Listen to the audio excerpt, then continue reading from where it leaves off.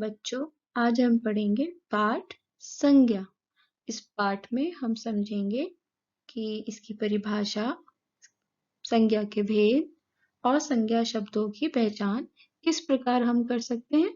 आइए समझते हैं। तमिलनाडु में धान की फसल कटने की खुशी में पोंगल का त्योहार मनाया जाता है।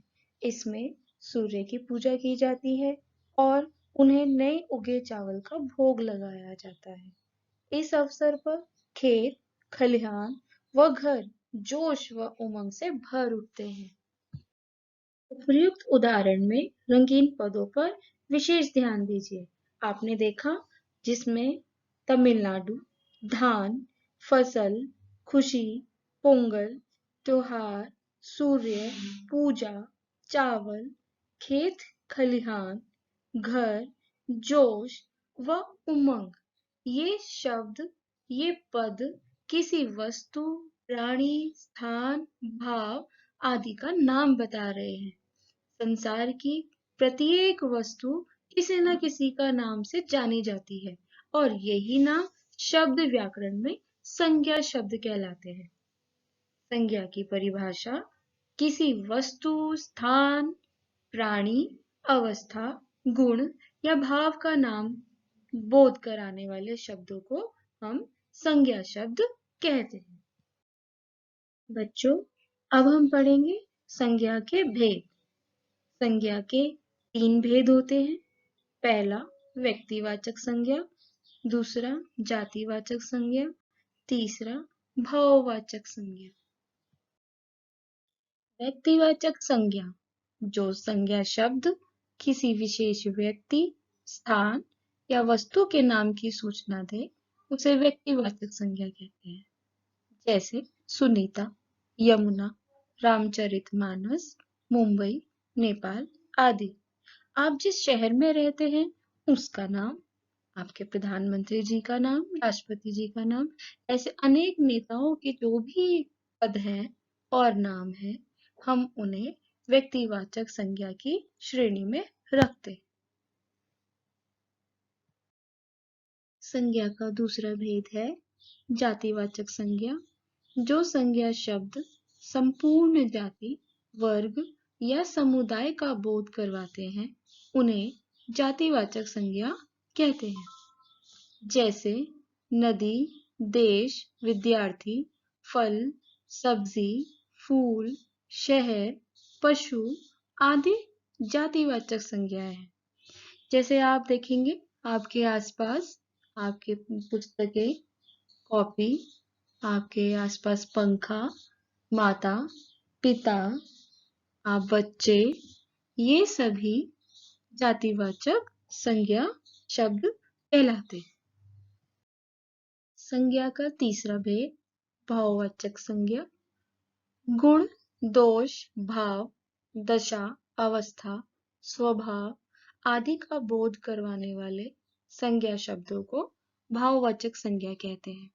जैसे मिठास, हंसी, सुख, दर्द, ऊंचाई, बुढ़ापा, सुंदरता इत्यादि भाववाचक संज्ञाएं हैं। कुछ संज्ञाएं मूल रूप में ही भाववाचक होती हैं, जैसे क्षमा, सत्य, घृणा, सुख इत्यादि, और कुछ अन्य शब्दों से बनाई जाती हैं, जैसे चतुर से चतुराई, नारी से नारीत्व, अच्छा से अच्छाई, ठीक है, सज्जन से सज्जनता, वीर से वीरता इत्यादि।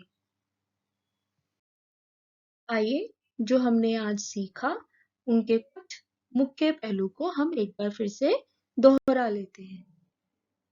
पहला, किसी वस्तु, स्थान, प्राणी, अवस्था, गुण या भाव के नाम का बोध कराने वाले शब्दों को संज्ञा शब्द कहा जाता है।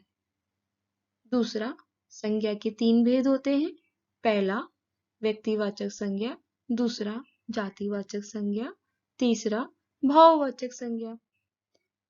जातिवाचक संज्ञा का नाम लेते ही कोई स्थूल वस्तु हमारे सामने आती है, यानी जिसे हम छू सकते हैं और भाववाचक संज्ञा में अनुभव एवं एहसास होगा।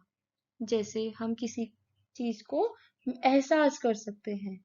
मिठास, मोटापा, खटास, बनावट, कमाई, ऐसी शब्दों को हम भाववाचक संज्ञा की श्रेणी में रखते हैं।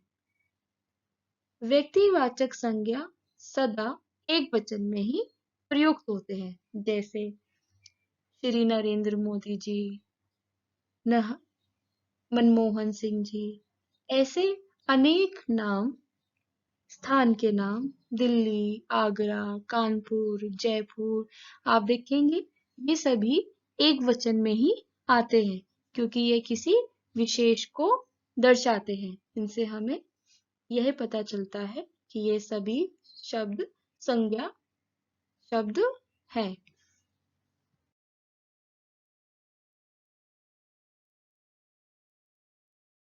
तो आइए बच्चों, जांचते हैं कि आपको यह पाठ कितना समझ में आया। सामने आप देखेंगे कि इसमें कुछ पंक्तियां दी हुई हैं विजय लक्ष्मी पंडित के बारे में। इसमें उपयुक्त रेखांकित पदों में से कोई व्यक्ति या शहर का नाम बता रहा है, तो कोई वस्तु विशेष का बोध करवा रहा है, कोई पद भाव विशेष को दर्शा रहा है, तो किसी से अवस्था या गुण का आभास हो रहा है। आप इन सब रेखांकित पदों को पहचानेंगे और देखेंगे कि इसके अनुसार संज्ञा का कौन सा भेद है और आप एक कॉपी में इनके उत्तर लिखेंगे। आपके लिए दूसरा एक और कार्य है। इसमें आप देखेंगे एक चित्र बना हुआ है। इस चित्र को देखकर आपके मन में जो भी भाव आते हैं उन्हें कविता के रूप में लिखिए। इसके जरिए आपको एक कविता रचना भी आ जाएगा। कविता में आए संज्ञा शब्दों को रेखांकित करेंगे और उनके संज्ञा के भेद भी लिखेंगे। दिए गए कार्यों को आप सुंदर लेख में अपनी कॉपी में करेंगे। मिलते हैं फिर एक नए अभ्यास, नए पाठ के साथ। धन्यवाद।